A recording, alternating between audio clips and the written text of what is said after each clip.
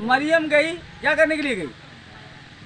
हाँ, वो भी एक पापनी स्त्री थी, पाप करने वाली स्त्री थी, व्यभिचार करने वाली। ये तो लाई गई थी, वो गई थी अपने आप से एकदम से, हालेलुया। और गई तो वहाँ क्या करने लगी? पैरों में गिर पड़ी और अपने आंसुओं से पाँव को भिगोने लगी और अपने सिर के बालों से उसे और अपने होठों से उसे बार बार चूमने लगी और उस पर क्या मला? कौन सा इत्र मला? हाँ, हालेलुया, हालेलुया। उसका यह किया गया प्रेम यह दर्शाता है, प्रभु यीशु मसीह ने कहा कि इसके बहुत से पाप क्षमा होंगे और उसको भी प्रभु ने बचा लिया। कहा कुशल से चली जा। क्या हो जा? अब आप सब कुछ तेरा कुशल से चलेगा, अब सब कुछ कुशल से चलेगा यीशु मसीह के नाम से। समझ में आ रहा है? अब घर परिवार जीवन सब कुछ अच्छे कुशल से चलेगा। ये तो बोला है वहाँ पे लास्ट में। सामोन फरीसी सोचा अगर ये आदमी पाक रास होता तो जान जाता कि यह स्त्री जो इसे छू रही है वो कौन है, कैसी है। यीशु मसीह ने कहा, हे सामोन, मैं तुझसे एक बात कहना चाहता हूँ। कहा, मैं जानता हूँ कि यह स्त्री कैसी है। बता पहले तू कि दो स्वामी जो दो कर्जदार थे, एक का 500 था, एक का 50 कर्जदार था, दिनार का कर्जदार थे, और दोनों पटाने की स्थिति में, चुकाने की स्थिति में नहीं थे। लेकिन उस महाजन ने क्या किया? दोनों के कर्ज को माफ कर दिया। सामोन तो बता कि जब दोनों को माफ कर दिया, एक का 50 था, एक का 500 था, तो उनमें से कौन ज्यादा प्रेम करेगा? कौन ज्यादा भूल गएगा? आप लोग पढ़ते नहीं हो सर? हालेलुया। कौन ज्यादा प्रेम करेगा? हालेलुया। तो उस स्त्री ने क्या कहा? उस सामोन ने क्या कहा कि जिसका ज्यादा क्षमा किया गया है वह ज्यादा प्रेम करेगा। तो आपका ज्यादा क्षमा किया गया तो आप यीशु मसीह से ज्यादा प्रेम करोगे। समझ में आ रहा है कि नहीं आ रहा? हालेलुया। तो वहाँ कहा कि जिसका ज्यादा क्षमा किया गया है, जिसका 500 पाप था क्षमा किया गया है, वह ज्यादा प्रेम करेगा। बोलो यीशु मसीह की। तो वहाँ पर कहा कि मैं तेरे घर आया, तूने मुझे हाथ धोने के लिए पानी नहीं दिया, तूने मेरे सिर पर तेल नहीं मला, लेकिन मैं जब से तेरे घर में यहाँ आया हूँ तब से यह स्त्री मेरे पाँव को चूमना नहीं छोड़ा। इसलिए इसका किया गया प्रेम यह दर्शाता है कि इसके बहुत से पाप क्षमा। बोलो यीशु मसीह की।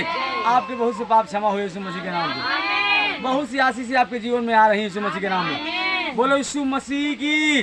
और वहाँ पर क्या हुआ कि बहुत से पाप उसके थे, बहुत वेश्यागमन किया था उसने ये तो मतलब कि चोरी, ये तो पकड़ी गई थी ऐसे, लेकिन उसका व्यापार ही वेश्यागमन था। समझ में आ रहा है नहीं? ऐसे लोगों को क्यों लिखा है इसमें? क्योंकि जिनके जीवन में कुछ भी आशा नहीं थी, परमेश्वर उनके जीवन में उनको जीवन को माफ करके उनको फिर से एक उदाहरण बना दिया। तो आज हम भी अगर उसमें खड़े रहे, परमेश्वर हमारे जीवन में भी उससे बड़ा काम करेगा। बोलो यीशु मसीह की। हालेलुया। समझ आवता है आप लोग का? बोलो यीशु मसीह की। तो यह स्त्री क्या की गई? माफ कर दी गई और प्रभु ने कहा कुशल से चलिए, आपसे तेरा सब कुछ कुशल में बदले। आज से तू, क्योंकि पाप तेरा क्षमा हो गया, अब सब कुछ सही कर दिया जाएगा, अब तू सही दशा में आ जाएगी।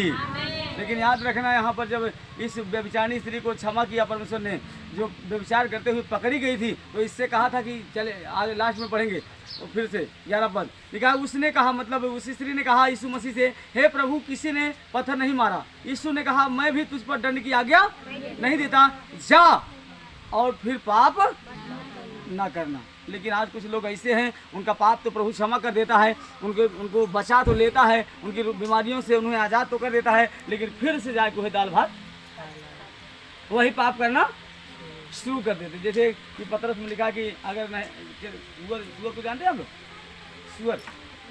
सुअर को कितना भी नहलाइए खूब बढ़िया से लाइफ वाला साबुन लगा के, या फिर कितना भी बढ़िया वाला 150 रुपये बट्टी वाला साबुन नहाने वाला लगा के उसको नहलाइए, समझ में आ रहा है कि नहीं आ रहा? लेकिन वो क्या करेगी? थोड़ी देर बाद क्या करेगी? अच्छा पढ़ लेते हैं तब तो समझ में आ जाएगा आपको। हालेलुया। जो लोग नहाए के फिर क्या कर थी? लोडी डाउट क्या कर थी? बोलो यीशु मसीह की। हालेलुया। बोलो यीशु मसीह की। इसमें लिखा है उन पर यह कहा, हमारे बीच में बोलो उन पर, जोर से बोलो उन पर यह कहावत ठीक बैठती है कि कुत्ता अपनी छांट की और नहलाई हुई सुवर्णी कीचड़ में लौटने के लिए फिर चली जाती है। आमीन बोल सकते हैं।